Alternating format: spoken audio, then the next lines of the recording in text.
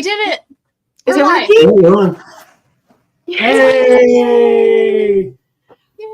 Okay. I'm sorry for the delay, everybody. Again, technological issues like usual, but I'm super excited. So we're doing our next live part 2 with the beautiful Katie Mabrey, so we could figure out what went on with the second part of your trip and everything. And I've been dying to hear about it. So welcome back. Thank you. Glad to be here. Yeah, and then of course we decided to change it up a little bit. So my mom and dad are on a computer, and then I got Gianna on this one, so I'm excited. Yeah, Gianna's never joined us before, so that's kind of exciting. So put our phone down. Yeah, you gotta put the phone down. Turn it off. Typical teenager. Okay. All right, so let's go ahead and get started, Katie. So, where did we leave off at? If I'm trying to think. I think the first part we had talked about kind of Minnesota, then driving across through South Dakota and Devil's Tower, and then Montana and Oregon. And I think we kind of left off there, which I actually included a few photos of Oregon the other day, just so if we wanted to look at that gulch. There's some photos available. Very nice. So we're picking up with the second part, I guess, when you were after Oregon and you went to, is it California or Washington first? Yeah, so this would be California. We spent about a little over 2 weeks in California. And then all around the Mount Shasta area, but there's just so much to talk about right there. And then we drove up to Washington. So this will be California and Washington, which is really interesting because when we were in California, we were at Mount Shasta.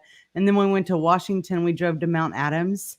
So we drove from like one majestic mountain to the next. So I'll talk about the difference between those two mountains as well, because they're very different experiences.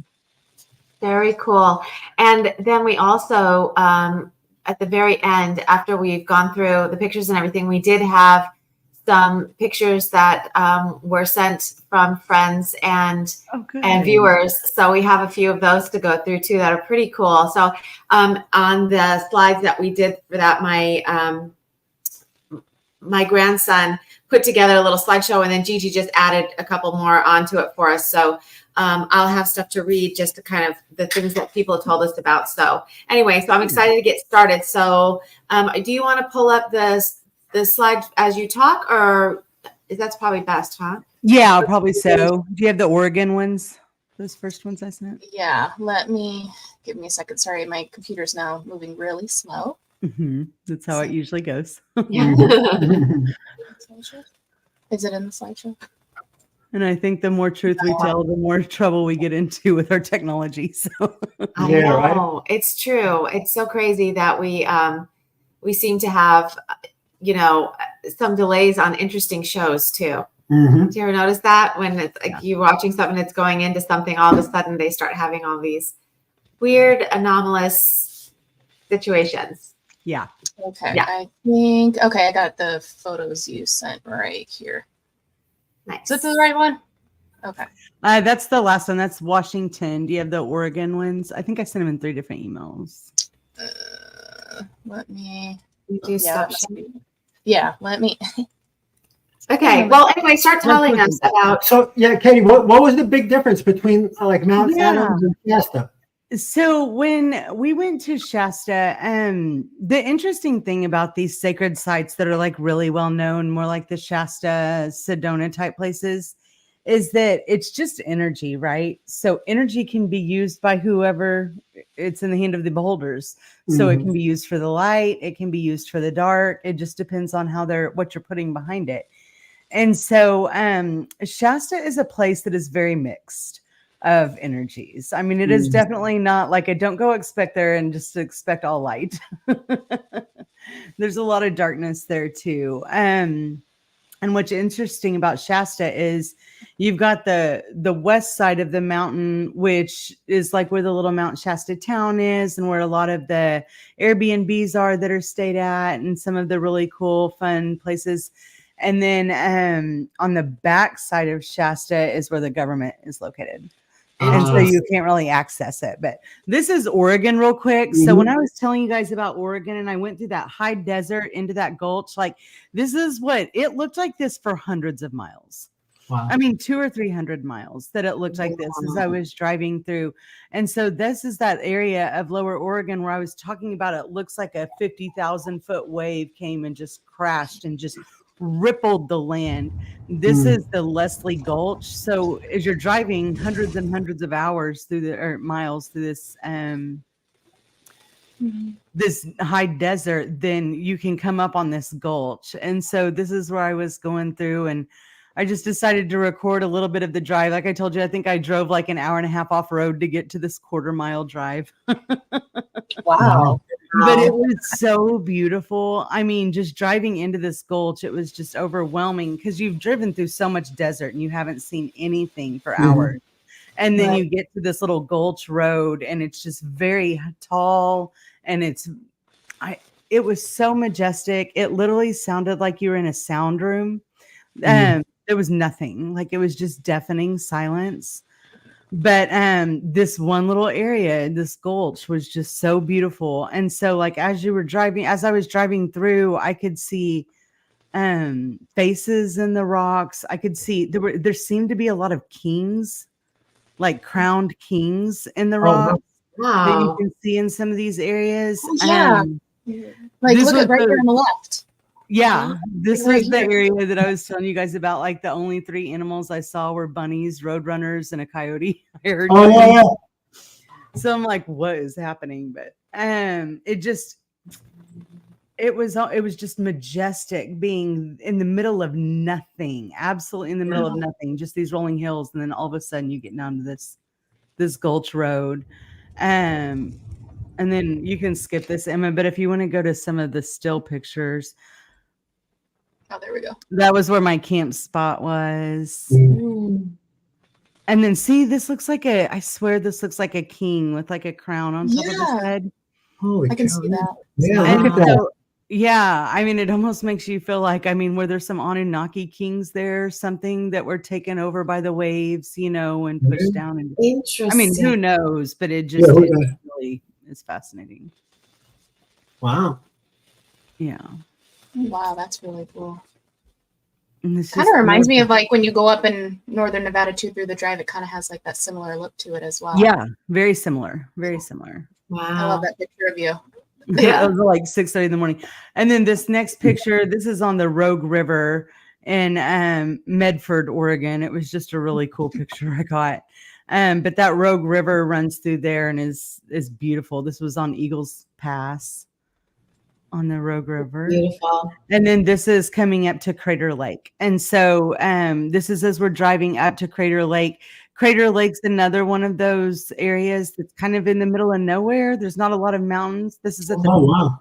So Crater Lake is a caldera, and it's kind of in the middle of Oregon, a little bit north of Medford, about an hour and a half north of Medford, maybe. And it's at the top of a volcano. So this is the deepest lake in the United States. And I believe it goes like 12,000 feet. I mean, it's insane. Oh. Yeah, like it's absolutely insane. And there's no fresh water in or out because it's a caldera. And the government did stock 2 types of fish in there. Whatever. I don't think they should have done that. So, and then this is Mount Shasta. But yeah, Crater Lake is one of those areas. It's just, the water is absolutely alive and fresh and delicious. And it's so serene. You can just feel the energy up there. There were definitely Sasquatch, definitely lots of elementals. And the energy was just so thick, but it was really nice because I felt like after I'd been in a lot of those other areas, I'd been in a lot of darkness and I didn't feel like Crater Lake was full of darkness. So when you're saying that the elementals and the Sasquatch were there, was it, did you have any types of encounters or was it more just like you could feel? At Crater Lake, I just felt him. Yeah. Meditated with him. I didn't have any encounters, but you could feel the Sasquatch. I mean, the Sasquatch are so fun. I think I've said this before, but once you kind of get to know one tribe, then they'll introduce you to other tribes around the country. So like when you show up, they're like, oh, hey, we've been waiting for you. They're like, hey, girl. Yeah. So it was kind of like that at Crater Lake. Whereas Shasta, I had met the Sasquatch last year when I was there, and I had we had just started interacting with the Sasquatch. And so those guys were a lot of fun, but yeah, it was kind of, the Crater Lakes were just like, hey, we knew you were coming. That's so cool. And then you mentioned also interacting with the elementals too. Did you have anything in particular that like stood out to you while you were up there as well with them, or is that more like not as much on Crater Lake? I've got some really cool stories about the next few places, but Crater Lake, I feel like this is the time where I was really just starting to like tune into that more. And so it was like I'd been tuning into it for a while. Maybe it was the time I had started like gaining my confidence in what I was tuning into, you know. And so it was like one of the first places where I went and I was really feeling like there is something here more than just Sasquatch. Like I know there are other beings. So I'll tell you some other stories though as they go along, because my psychic powers just got stronger and stronger throughout the whole trip. I was going to ask you now, what day in are we at Crater Lake? Like how many days had you been by yourself camping on the road? This hadn't been very many. So I'd been in Minnesota for a week, and then I was only like 5 days into the trip at this point. So I was still pretty early. Wow. And then did you go into the water at Crater Lake? Are you able to do that? Or I did not. Lily and Robert did. They did. It was a pretty far walk down there. And so I was like, I don't know if I'm ready to do that. But Lily and Robert did, and they jumped in. It was fun. So yeah, she was like, she had posted something about overcoming her fears or something like that. Yeah. I thought that was that place, but I wasn't sure. Okay. Yeah, that's where it was. Very nice. It must be cool to get in the water though, like next time if you get to go. Oh yeah, we'd totally go back and really do it. Cleansing. Yeah. That water looks beautiful. You would? You think you would do that? You would go, you sure. do it again? Mm-hmm. Really? And the water is so crazy. Like I went in 2021 to Crater Lake. This was like my 4th time to go to Crater Lake. Kind of random that I've been there that much, but I didn't know that much about it. And I wasn't as spiritually awakened back in 2021. But when we went back then, we went 2 days in the same week. And like one day it was like super clear and the colors were like psychotic, bright, beautiful, just insane. And then we went back another day and it was kind of dreary and cloudy. And it was like the colors were so dull and so muted. Like the extreme between the twos were surprising. That's interesting. Right. Wow. Yeah. Okay. So that's pretty cool. Crater Lake. Maybe we should. We gotta take a trip. I know. I was just thinking that. I think that would be fun because we need to get out in nature more, and we've been talking about What do you it. think? Katie puts a lot of mileage. I don't know. That's a lot of driving. Yeah. Woo! I don't know. Oregon is just so cool too. I mean, there's so many waterfalls in Oregon, and Shasta is not that far away, you know, so you can do a lot of that all in one trip. I definitely recommend, if you're going to fly, I definitely recommend getting a car so you can drive around, because you'll want to explore for sure. Very nice. Okay, so then I met up with Lily and Rob, and we went down to Shasta. So Shasta is the next photos. Down Shasta. Yeah. So like I was saying, Shasta is really full of all kinds of energy. There's light and there's dark there. The government is definitely on the backside of the mountain, and you can't access a big portion of it because of that.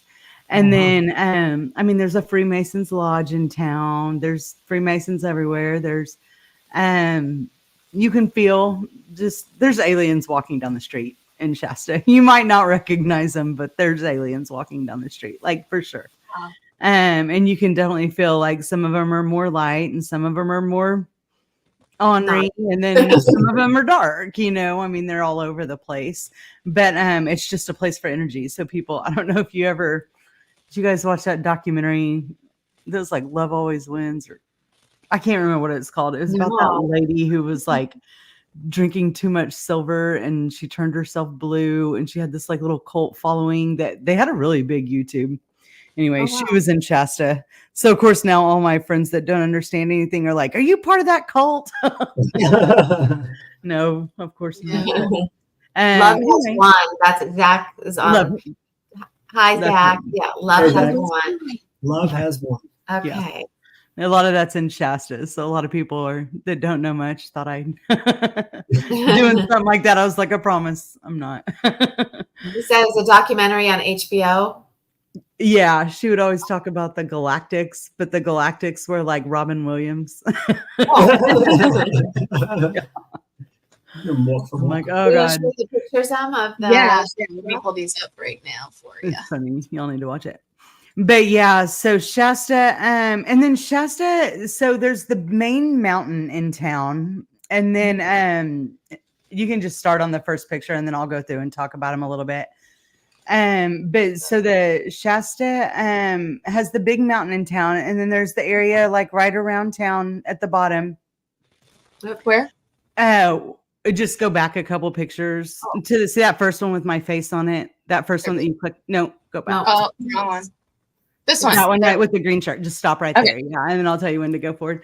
But so Shasta at the bottom of town has like a bunch of really cool little areas that you can, there's like a little peace garden, and there's waterfalls you can go to and a lake you can go to and everything.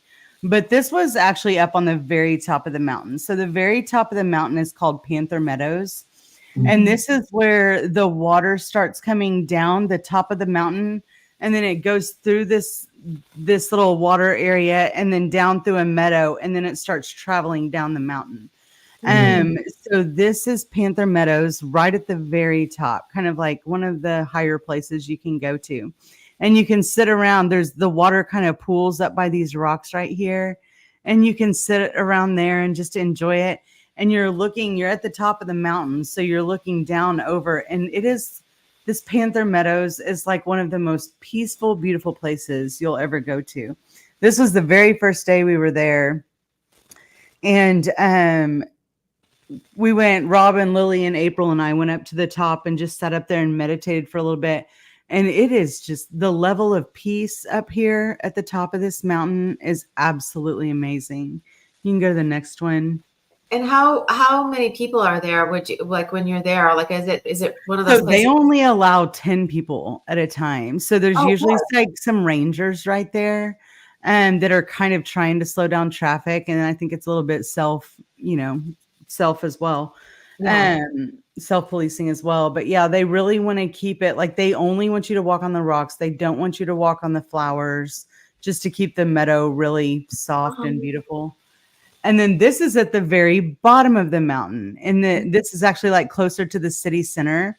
And this is where, so some of the water just runs directly through the mountain and then comes out at the bottom at the headwaters. And so these are the headwaters, and this is where the whole town goes to get water daily. Like anytime you go to this area at the headwaters at the bottom of the mountain, there's going to be at least 20 people there gathering fresh water. So we would go and sit down there sometimes and just listen to the water flowing by, or put your feet in the water, and just that fresh water that's so structured, that's never been touched by other humans. I mean, say never been touched by other humans. Yeah. Of course it has at some point, but not recently. Right. And so it's just another very, it's like the pictures you just saw were the very top of the mountain where the water comes out, and the very bottom of the mountain where the water comes out.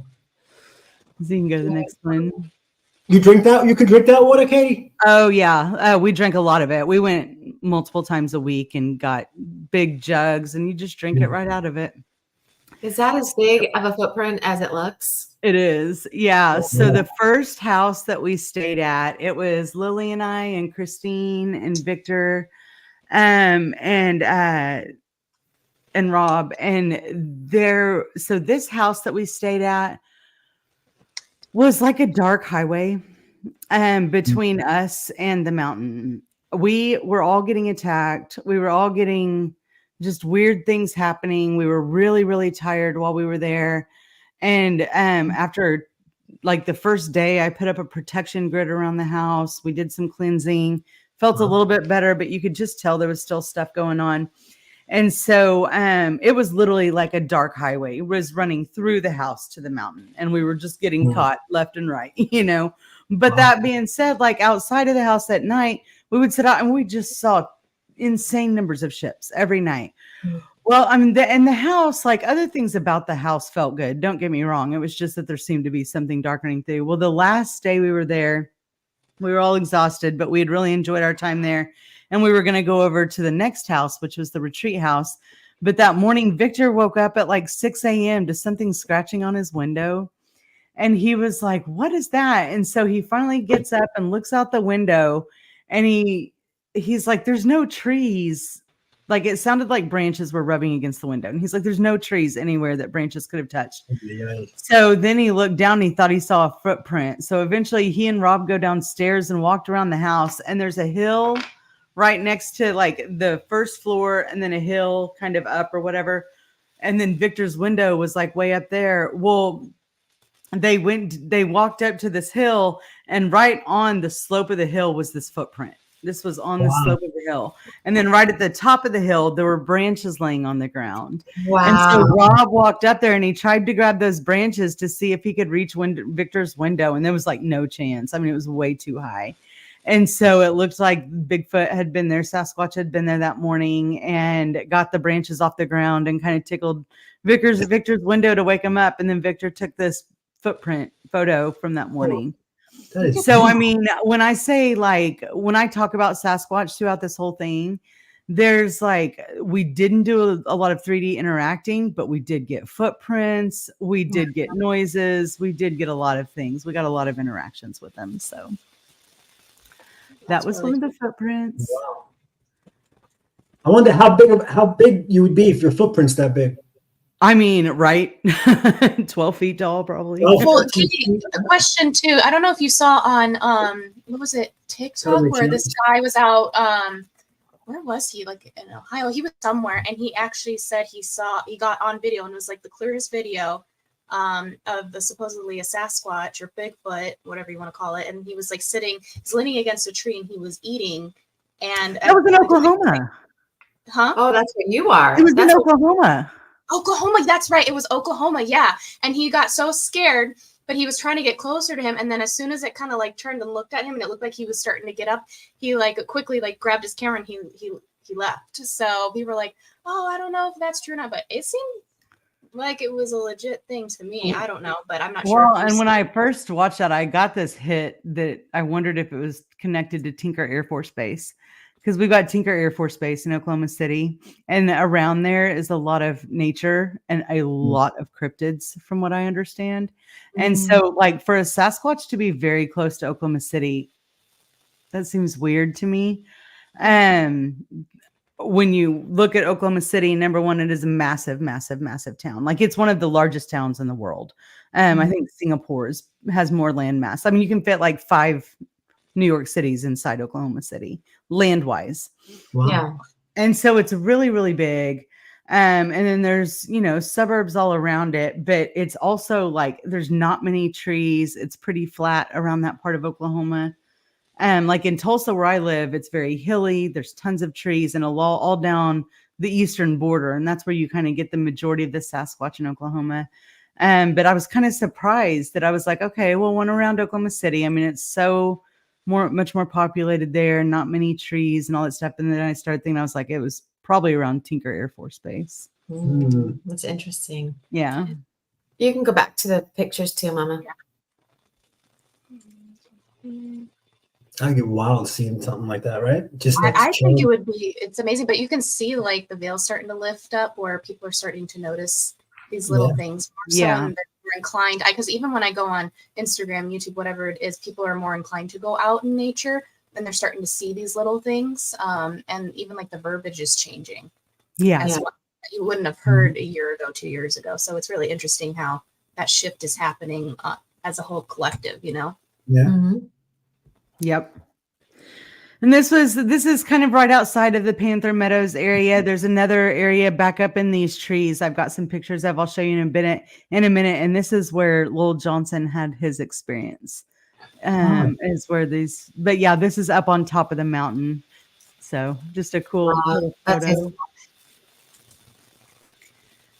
Oh wow. Oh, okay. So this was the day we saw the ships. There's a few different photos of these in here, but this is the morning I woke up at like 5:30 in the morning, and I looked outside and I saw this, and I was like, well, that's a ship over the mountain. Definitely. And so it was there from 5 a.m. I woke up about 5:30 or so, took a picture. I mean, it was still there at 5:30 p.m. that day. Can I just tell you something? I have literally seen that in Las Vegas. It's too. probably been a good year and a half or so, but there were, I want to say at least 2, but I feel like it's more, but I can't for sure. I've seen that in Las Vegas over the mountains. Yeah. And it was so weird because the way that there may be a little short video in here. Emma, I can't remember if I put the video in here or not, but the way that these like clouds were just lapping up over themselves. Oh, that's Panther Meadows. That's more of the meadow looking back down on the top of the mountain. But the way that the clouds were like gathering themselves and just wrapping back in on themselves, like they were creating a constant funnel type action. And that's how you could tell, like they were literally pulling in the moisture and covering the mountain or the ship around the top of the mountain. There, I had heard some different speculations of who was there that day. I think it was, alliance groups for sure. It was, I know there were a lot of Arcturians there, but there were Andromedans and Pleiadians and everything there that day. I mean, I think it was really just a big alliance meeting day is what it felt like. They were doing something big. Wow. Seema. Oh, Seema. Hi, Seema. Yeah. Hi, Seema. All right. Here. Sorry. This is kind of lagging. It's like lagging now. I don't know why. But yeah, it was really fun having the ships there that day. And then Panther Meadows. Yeah, I think there are some photos of higher up. We'll show you. This was from back at the house at 5:30 that night, that evening. You know, I mean, the ship was just there all day long and it was huge. And there were a few of them. That's crazy. And then this is Fairy Falls. So Fairy Falls is an area that you can walk up to, and it's like maybe 20 minutes outside of Mount Shasta. It's not on the mountain, but it's an area pretty close by. And so it's a pretty, like, it's not a long hike, but it is a very steep hike. And so this is just kind of going up. And then I think there's some falls on the next photo. So these falls, you can get in the water. We all got in the water and got underneath these falls. And then over to the right, there's a little cave. And Lily got in the cave. That's where last year, I think you guys, that she had told the story about how she had gotten in this cave at Fairy Falls and had a really overwhelming experience and was like afraid she was going to have another seizure. That's where this was because the energy was so high. Wow. I mean, it was just gorgeous. And like, as we're all there and some of us are getting underneath the falls and we're recognizing how much we're releasing and whatnot. And then this is Pluto's cave, but we were there and there was like a snake ran up and it just, you know, it confirms everything that we're going through. Katie, in Shasta, is it just the two extremes? Like either it's very, very high vibe or low vibe, or is there a middle ground, or it's like it's either one you're feeling? Well, this one's interesting. So this photo is Pluto's cave, and it's definitely a little bit of everything. Like Fairy Falls definitely felt high vibe for sure. But this Pluto's cave. So Pluto's cave is about 45 minutes north of Mount Shasta. Like it's, you know, nowhere near the mountain, but looking back and you come in this cave and you go through and there's like 3 different major entrances of areas that you go through to get all the way through the cave. And so this is kind of at the beginning and we're taking our time and we're slowly walking in. And then we come across this big, beautiful opening and it has this light pouring down from it. And so all of a sudden you're like, oh my gosh, look at the beauty and the grace and the light. And you can just feel it. But then when you get that, a really cool photo of Lily. But then when you get past it, like literally 20 to 30 feet past this light, things started like where I'm standing right now, looking back at the light, things started feeling dark.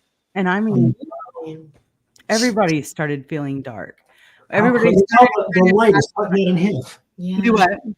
The light looks like it's cutting that cave in half, like the dark side and the light side. And then just interesting the way it was like pouring down. Yeah, wow. But yeah, so we get back here. God, it almost looks like there's something in that photo, but we get back here and everybody's like, it's like some people are doing great. Some people are feeling some darkness. Some people are seeing things on the wall that's really of the love and light. Some people are seeing like teeth eating humans. You know, I mean, it was like all over the place. What I personally started feeling at this point, when I go through plant medicine experiences, mushroom, especially like heavy mushroom trips, the first part of it is usually very stressful for me. And so it's like a lot of darkness is coming in, and yeah, there were some other photos of the caves, but they're so dark they're not worth showing. But so I kind of like, it's my mind starts racing and I start thinking all the negative things and stuff. And that's what I started going through in this cave. And then the further we got back into it, like the darker everybody's experience was, and we came out. This is back on the top of Mount Shasta. Hold on just a second, and we'll get to these photos in just a second. There's some really cool stories about that. But this cave, so you go all the way back in, and you can go all the way in, like where it's, a half a mile in, and it is darkness for a long time. So you need multiple headlights and multiple people to go back in there. But everybody started dealing with it, a lot of darkness. And then as you're coming out of the cave, it's like it starts releasing and you start feeling better and better. And so what we recognized, that was like, I mean, it's kind of a personal choice. You can go in and really face some of your fears. It's a great way. I mean, it was a semi-equivalent to using mushrooms for me, as far as facing your fears, going in and facing your darkness and letting it come out and whatnot. Some people had a harder time with others than that, but I think it's something everybody needs to go through. I know Lisa and I talk about this a lot. People don't like to face their darkness. Yeah. A cave is a great way to do it. I was just thinking, like, that it sounds so cleansing and so, clearing and stuff. Like it feels like you said, everybody needs to do this. Just to kind of go and walk this path and, let it all just come in and see what you get with it. But, just to have that experience of the ability to kind of walk yourself through and keep pulling yourself forward and that forward momentum to do that sounds like it's really empowering too, Well, and when you get frustrated and it's or scared or whatever, and then it's like all of a sudden, like, not only are you frustrated about that, but all the other things you're frustrated about start popping in your head because you're just in that place and mentally in that place. That's kind of what happens. So, like, even if you're scared of the dark or taking a big step down a rock or a big step up a rock or whatever, it's like, yeah, that stuff comes up, but then so does the other shit. Like, yeah, it's like when my mom did that and I'm still mad at her about it or whatever, like, I mean, that stuff just kind of comes up. And so, Zach has a good point too. Shadow work is important. We always talk about doing light work, but there's got to be a balance, and you have to do the work. Well, and that's one of the things I recognize too. Like, I mean, you can't fully activate your DNA and bring on your gifts until you start acknowledging what's actually in your DNA. And I can promise you don't live on Earth because you're all love and light. That's right. You did some dark shit. So figure it out. That's right. So, yeah. And then you can go on to the next one. So this is back up at the top of the mountain again. And this is actually where Aaron got married. This is the little circle where Aaron got married. So we went up there and we added some more light to the circle from the group that we were with this day. And it's the way up there at the top. I mean, it is absolutely beautiful. There's this grassy area. There's it's the old ski bowl trail that you take up to the top of the mountain. And there's this really beautiful grassy area where you can just kind of sit and really, really feel the elementals and the inner earth beings and the avians and the Sasquatch were really thick up here. Wow. Really thick up here. That's cool. You can go to the next one. So this is the entrance to Inner Earth where Lowell Johnson had his experience. Oh, wow. So when you saw the photos before of like the love on the ground with the rocks, and I showed you old, so then you take like a 1.5 mile walk or so up to the top of the mountain, and you get to that little grassy area where you just saw where Aaron got married, and then this is up there at the kind of you have to get off the path a little bit and climb up some rocks, but it's not too bad. And so this is hidden up there. And Lowell was sitting right where I'm standing, and he had his back to the rocks. And that's when they opened up and he felt him behind him. Yeah. And so of course we're all standing there like putting our hands like, please open the door. Please open the door. Open sesame. Open sesame. Yeah, open sesame. And then this is the coolest video. You can see I've got a still shot of these two orbs as well. Wow. But you can see these two orbs in this video. And this is just us like all trying to get in. Wow. Giving some love to the area. Yeah. And then this is, you can see kind of across this screen, it's almost like a rainbow, like Yeah, that. right there. Yeah. Yep. That's a whole bunch of the inner earth beings right there, just manifesting, starting to come through in the photo. We had one of the girls that was with us was channeling. Wow. She typically channels a Lyran being, but when she was in Shasta, the inner earth beings asked to come through. And so her Lyran guide allowed it to happen. And so she channeled the Lyrans up at the top of Panther Mountain and then back at the house at Panther Meadows. And then back at the house a few times. And we asked her specifically about this photo. And she's like, yeah, that's us. That's the inner earth beings. Wow. Yeah. See, you can see like a big, huge thing coming down right there in that one. Yeah. I mean, this was probably my favorite area in all of Shasta. I'm not gonna lie. It was absolutely gorgeous. And it was so serene. The feeling up there was so beautiful. Wow. That's so pretty. Wow. Look at the light coming down. Right. Looks like Oh, sunset. this was interesting. So this is the very top of the mountain, the very, very top. And we were up there, you know, kind of hanging out after we got done with the walk. And I kept looking up there and I'm like, is that an entrance? Yeah, I was gonna say that looks like it's like an entrance.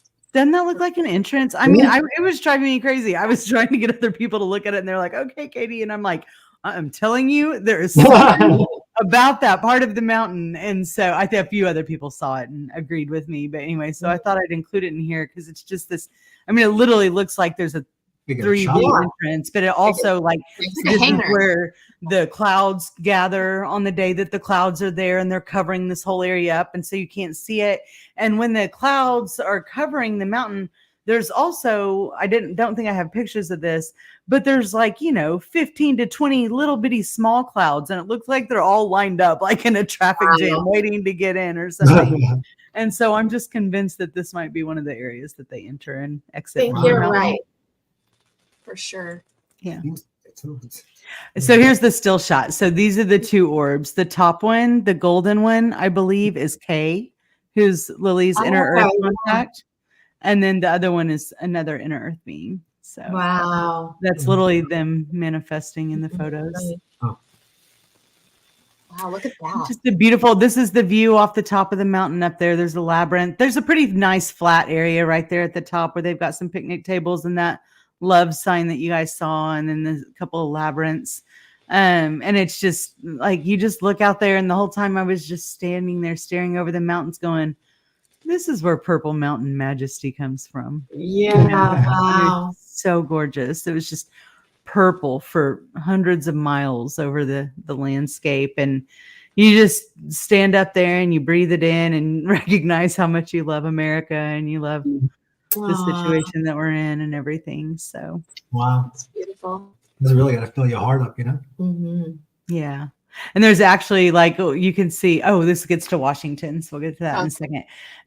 But you can see, I didn't have a good photo of it, Lily does, but there's like an area where you can see Jesus in the mountains, like his profile, like perfectly in the mountains.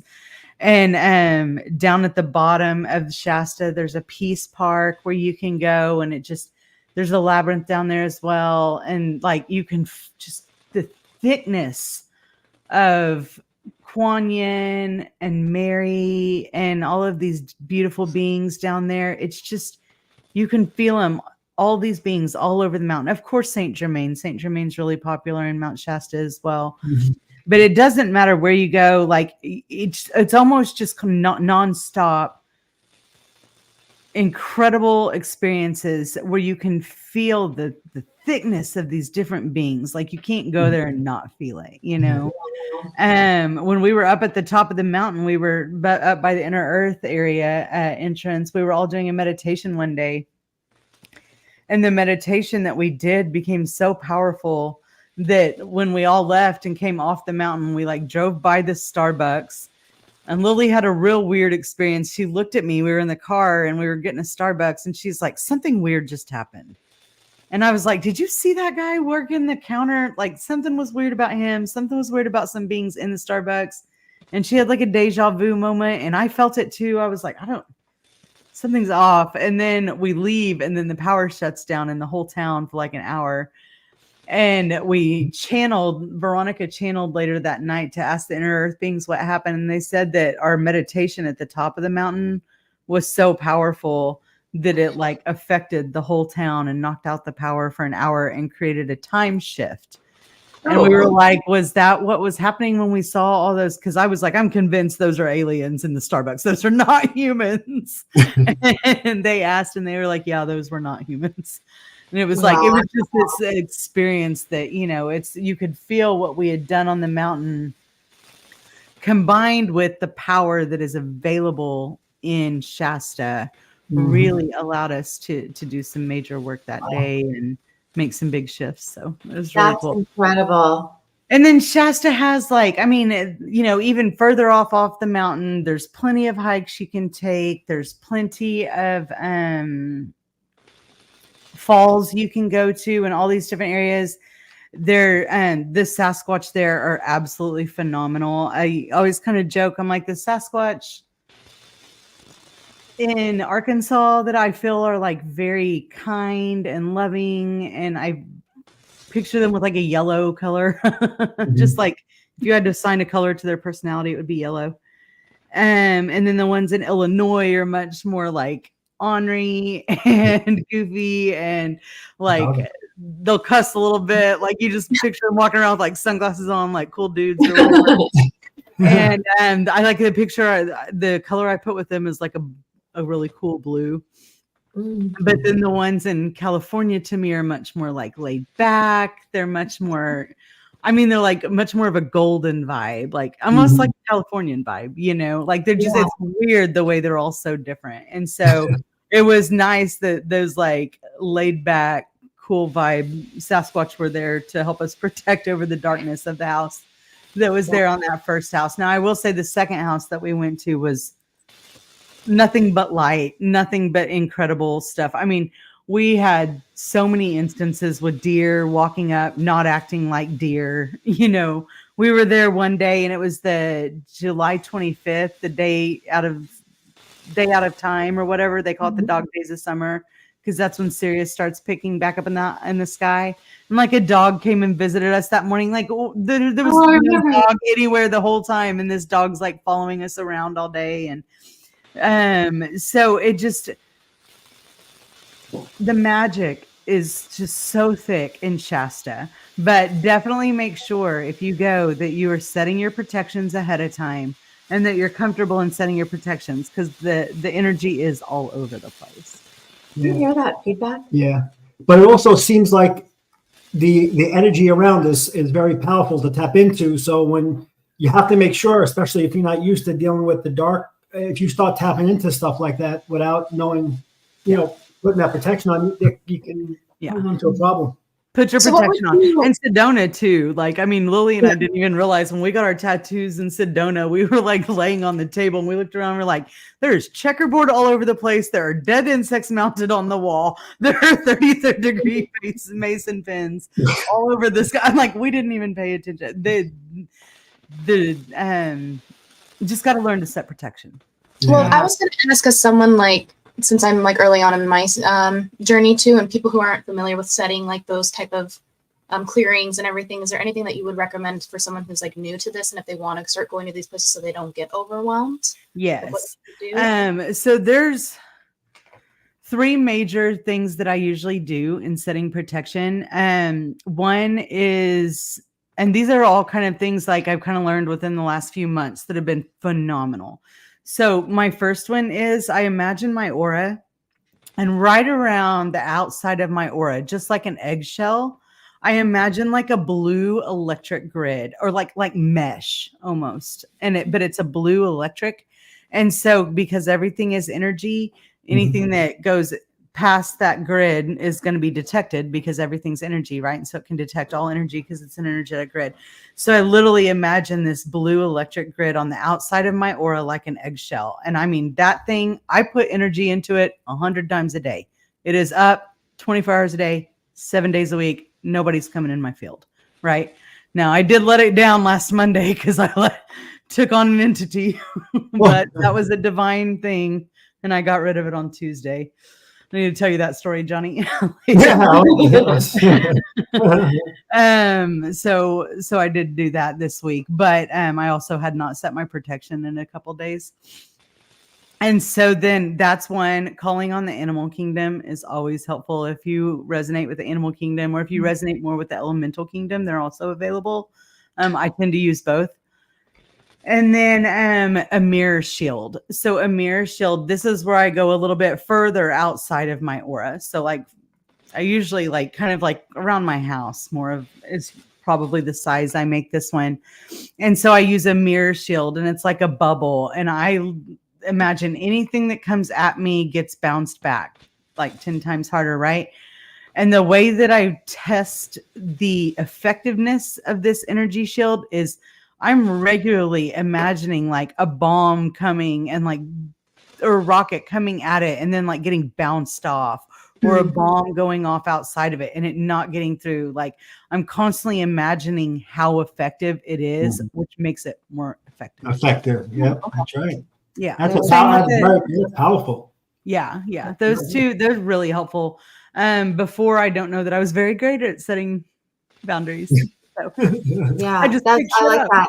I'm definitely going to implement them too. And I kind of do a similar thing with the electric shield thing, but the mesh, I do something very similar to that. But I really like the idea of like testing it throughout the day, and then I love the mirror thing too. So that's really cool. I can't remember what was the other one you said. You said something else. The animal kingdom or elemental. The animal kingdom. Okay, I learned Sherry Dibban mentioned that, and I was like, "Damn, she's not wrong. They are amazing." And then my friend Glenn from Florida taught me about the mirror shield actually on this trip, and it's been phenomenal. Nice. Do you use any specific animals? No, but what I do is imagine kind of the terrestrial animals around me. So whether it's horses or elephants or dogs or whatever, just kind of around me, and then burrowing animals underneath. So, ground dogs and just anything that burrows. And then above are kind of the flying animals. So I've got them above, around, and below. It just kind of depends on what kind of animal it is. Okay. So for us, it's snakes and scorpions. Yeah. Thanks. I use snakes a lot. Yeah. Well, thank you for sharing that, because that's definitely going to be helpful. It's a really good question. Yeah. And so Shasta is really full of like these beautiful ascended masters, like the Mary types and the Kuan Yins and the Saint Germains, and then of course like all of the Arcturians and Pleiadians and a lot of those type beings, and then governmental beings. But then if you want to go to the next photos, Mount Adams, which is so Shasta's, and then Mount Adams, they're both like individual mountains that just kind of stick up out of the nowhere, and they're very different. Mount Shasta, or Mount Adams, was much more like there were ascended masters there, but they weren't like the ones that and you hear all the time. Like Lily was tuning in, and she was feeling ones that were like maybe from like India and like some really cool places, but they were a little bit more like interesting, like not trickster, but maybe a little bit more trickster, and very like just very different. Mabrey. Thank you for joining us. Hey, Marie. Okay, here we go. And then we did see some like she saw some like felt like some like spider beings, and there was definitely the beings were a lot more weird. Wow, that's interesting. I don't know how to say that. Yeah, so we had the Northern Lights there that night. So that was one of the nights. The first night I think we were there. And then the elementals were so much stronger here. Yeah. And Wow. the animals actually as well, both of them. But I could feel like one night they were telling us there you could go to the sky watching field every night. This is at East Seti, by the way, at James Gilliland's East Seti, just south of Mount Adams in Trout Lake, Washington. And so he was telling us we were in the field and he has those green goggles that they used. This is the field that I've just went up and meditated one day in there for a long time. But he has those green goggles that they used in Vietnam when the soldiers could only see like the spiders through another dimension. So we were in the field and we had these green glasses, and it was only the first night. We had so many orbs come up and visit us. And I mean, when I say so many orbs, thousands orbs were just swirling all around us. And they would come and go in waves. And, you know, people have asked me, oh, are you sure it wasn't like, you know, you're looking through the glasses. Are you sure it wasn't like bugs or something like that? But they were only there the first night. Like if they were bugs, they'd have been there every night. Wow. Every night, right? Yeah. You know, and you could tell they were like perfect little circles and orbs, and they would interact with you. You'd wave your hand and they'd go over towards them. I mean, it was just absolutely incredible. So, you know, there's thousands and thousands of beings just ready to pop up and say hello. Yeah, I agree with Seema. She's saying that's trippy. I would be like, because you don't see them without them on, right? So you're just, wow, that's crazy. I mean, I think I sat there with like, there was a monocle one he had, and I think I was looked through it for like 45 minutes. I was trying to walk away and I was like dizzy for like 10 minutes after because my eyesight was so far off from looking through that monocle. I was like, I don't care, give it back. That is the coolest thing I've ever seen. Anne-Marie is asking, Katie, was James there when you went? He was, yeah. We got to talk to James a little bit the first night. He was, and the animals would just walk around on the property. Like it didn't matter if they were orbs or if they were 3D animals. Like they all loved you and they were happy you were there. That's so cool. We didn't get to hang out with James a lot when we were there. They were actually closed. So we didn't realize that, but James let us stay. So he kind of was doing shows and stuff the whole time, but he was there. That's so cool. Wow. Buttons. And then I woke up one morning. That's my tent at the bottom. I woke up one morning, got out of the tent, and there was just a deer laying there with me. I was like, well, hey, buddy. You made a new buddy. They're just, and then so there's a really good photo of the mountain. Yeah. Mount Adams. So. Wow. That's beautiful. That's beautiful. And then, yeah, woke up one morning and there were turkeys running around everywhere. I mean, the animals were they just hung out with you. It was crazy. So we were sitting around the fire one night and I was sitting there with this guy. I think his name was Colton, and he was volunteering there for the summer. And it was around midnight. Everybody else had gone to bed. And James had told us that the Sasquatch there, so Sasquatch talk with the air comes in. Not like us. Like when we talk, the air is coming past our throat, out of our lungs. Sasquatch talk with it coming in. And so he said that sometimes like you'll hear like a fake owl noise. That's how Sasquatch will try to communicate with you. And he's like, just listen. I promise you'll hear it at some point. And so I'm sitting there with Colton one night and it's about midnight and we hear coyotes, and he was like, oh man, those coyotes sound like they're getting closer. I think we probably need to go to bed, go back to our tents. And I was like, I mean, I think we're okay. But he's the volunteer there and I didn't want to, be rude or whatever. So then the coyotes come and they're a little bit closer and he's like, okay, I think that we really need to go in. And I kept thinking Sasquatch isn't going to let anything happen to us. So I just mentally told Sasquatch, hey, will you guys give me that silly owl noise if you know that if we're okay? And so then all of a sudden you hear this, ooh, what? And you're like, okay, that's not an owl. But it's trying to sound How's it go then? right? It's like, Ooh. ooh. And so we're sitting there, and Colton hears that noise, and he's like, "Is that an owl?" And I was like, "I don't think so." I was like, "I think that's Sasquatch telling us we're okay." And he's like, and so I just kind of told him about some of my past experiences with Sasquatch and, whatnot. And he's like, "Okay, I think I'll believe you. I think we're fine." So we ended up staying, and the coyotes never came back. Wow. So we got to hear this one seems like so like a light and fun and stuff, where Shasta seems intense. Is Yeah. that true? Is that true? Which I will say, I mean, he said he was intense too, but it also felt way more playful. It did. Mhm. Like even just like the interesting beings that were there. So one night we were there, it's like the third or fourth night we were there, and my friend Jamie and I walked over, and they had told us about fairies on the property over to the left of the big star watching field. And so the fairies, Jamie and I went over, and we're walking along the fence line. See, there's more deer. I mean, Rob's just around the deer. Like the animals just, Wow. it was so thick. The energy was so calming and comforting that the animals felt comfortable. The humans felt comfortable. The elementals felt comfortable. Everyone felt comfortable interacting. And it's really a gift. That's a gift you don't see in many other places, for the animals, the elementals, and the humans to all feel comfortable interacting, And so, I had the Sasquatch elemental part, and then went over to the side of the field and at night one night, and we're told that these fairies will interact with you underneath the tree, but they tend to like women more, and they don't do it for men as often. But so Jamie and I just go over there by ourselves, and we go to the side, and before we get there, we stopped and we asked for an invitation in. We were like, we were told there were some fairies over here. We would love to say hello and just interact with you guys a little bit.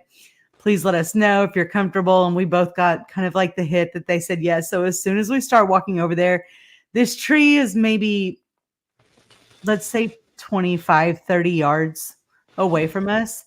And all of a sudden you start seeing like a light underneath the tree, and it starts moving around and going around like this. And then we were both like, "Oh my God." And the more excited we got, the more excited they got. So then there were like 2 lights and then 3 lights, and we were like screaming. I mean, not screaming. We were trying to be careful, but we were like crying, and we were like, "Oh my God, we love you so much. Thank you so much." And then an orange fairy started showing up. So we had 3 white lights and 1 orange one, and they would just go on and off, and they were moving all around underneath the tree. And we were like, I can't remember what questions we were asking them, but they were like blinking yes and stuff. And we were over there for, I don't know, maybe 5 or 10 minutes and just interacting with these fairies. And that's so cool. I mean, our hearts were just so exploded. And then when we finally were like, "Okay, well, thank you so much. We were so glad to be here. We're going to go back over to the group."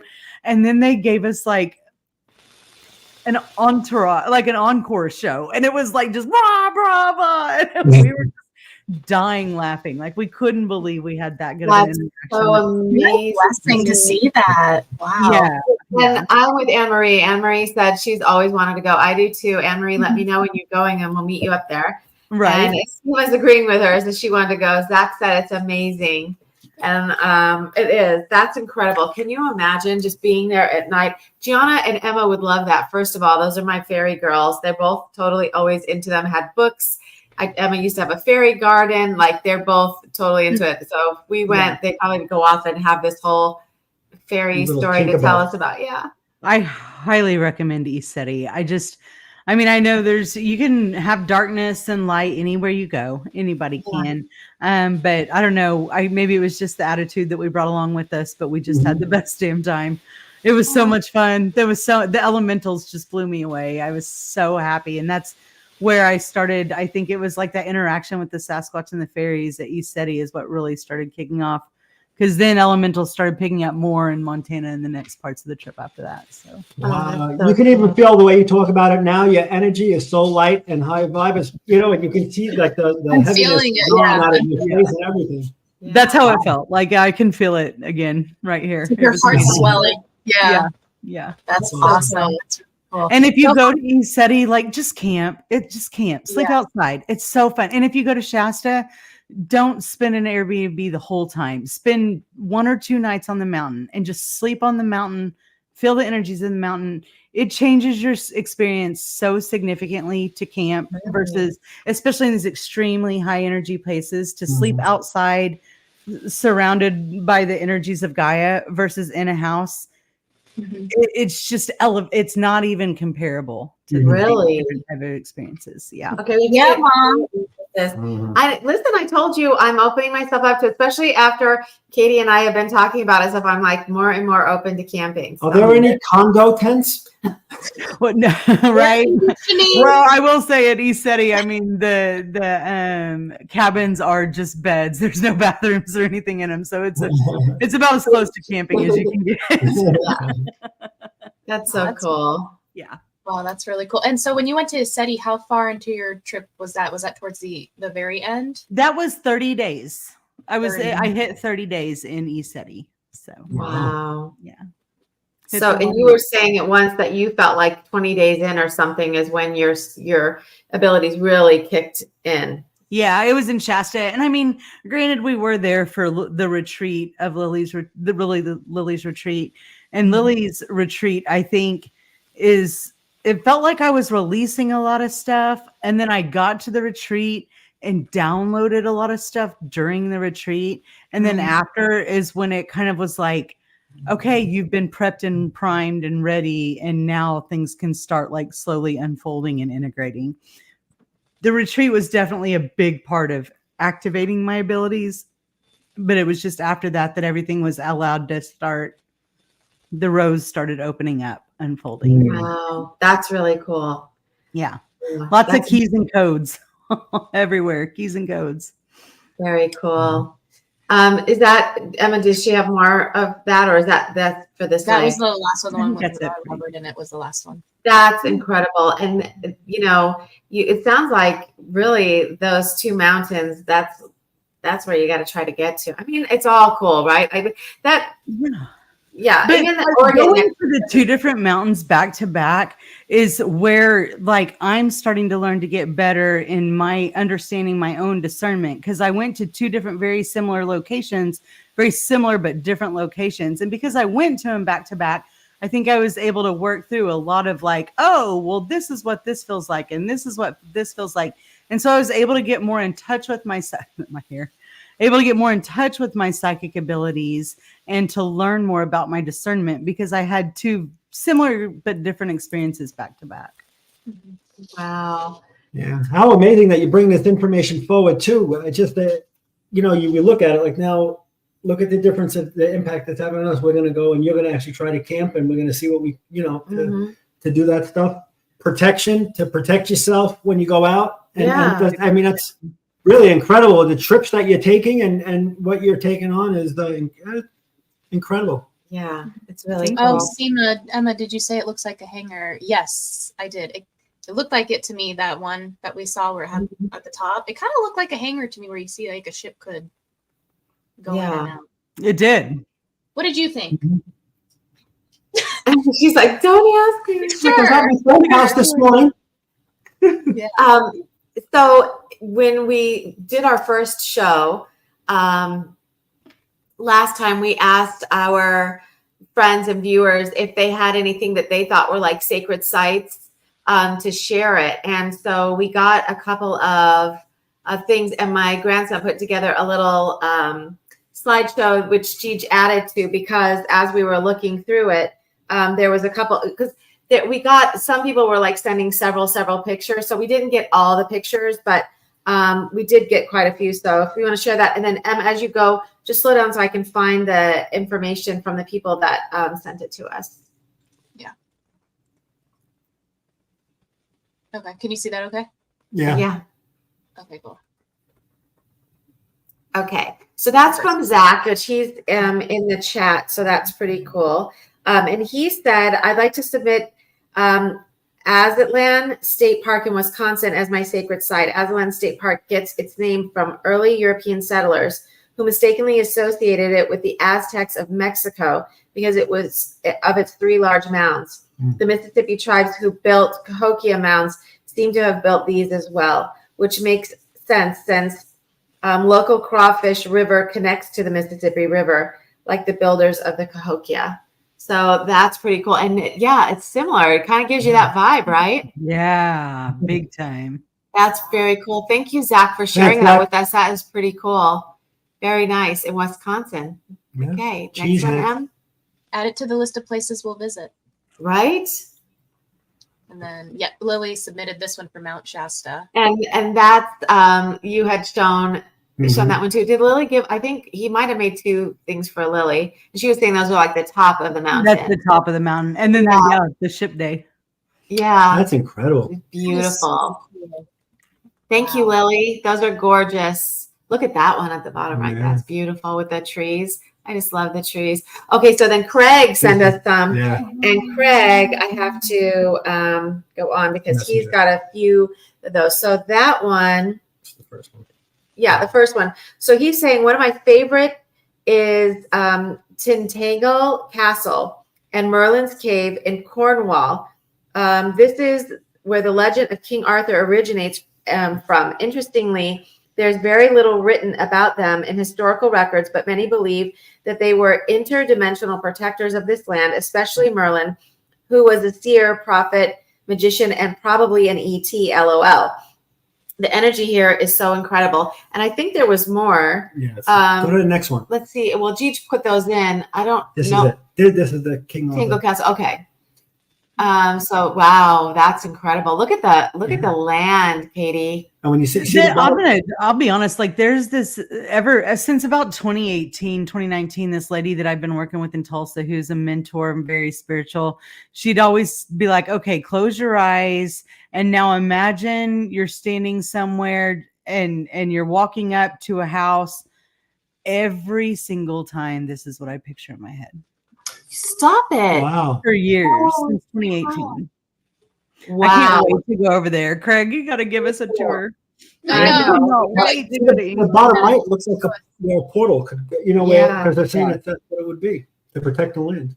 Okay. I think I've spent thousands and thousands of years in this part of the world, and I just That's amazing. Actually, me too. No, thank you, Zach. Okay, go ahead, Em. Oh yeah, this one. Okay, so this skipped around a little bit because of the way. This is supposed to be the heart chakra of the planet. Yeah, so he said one of the most popular sites in Glastonbury is an extremely high energy place where many ley lines cross and meet, and is considered as the heart chakra of the planet. Interestingly, I reckon this is why they have an annual concert here full of cabal-controlled artists, as they are infecting the planet with negative frequency from what's known as the pyramid stage. They know exactly what they're doing, he said. So I think, Gigi, that's one of the ones she added is when they actually have the concert. Yeah. So if you want to click through, maybe we can see where, okay, so that bridge is part of, I think it was actually part of the Merlin's thing that he was talking about. Yeah, in that castle. And that's Gigi added that for us because it was so beautiful with that. Look at that bridge. Johnny was like, I would never go. No way. I have to go here.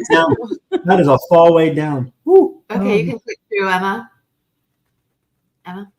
Oh, no, I guess Oh, she we must missed it. We missed the concert. We didn't get the concert. It Oh, did not go bummer. through to him. She's like, I oh, apologize. You're gonna be able to see it. But Mother, you could just go on your drive and then share screen. Well, hold on. Let's see. I Jeff, gotta- let's see if we can show.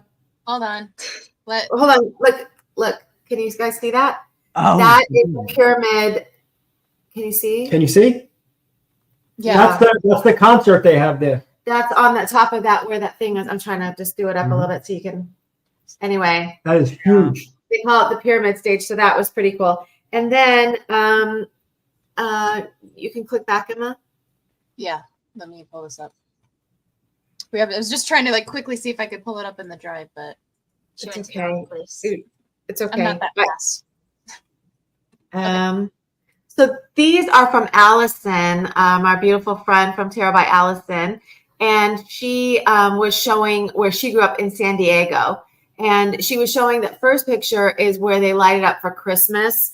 And so this is what she said. I've included sunset photos because the sun sets in the west. So people love to go to the beach at sunset. Also, a photo of Crystal Pier in Pacific Beach lit up for Christmas. It's beautiful and festive. I surfed the body surfed at several beaches in San Diego, and I would walk the beach as much as possible, as it's a religious experience for me. I'm very connected to the earth and water here, my home. That's gorgeous. Look at that. Mhm. Okay, do another one. Oh, wow. Wow.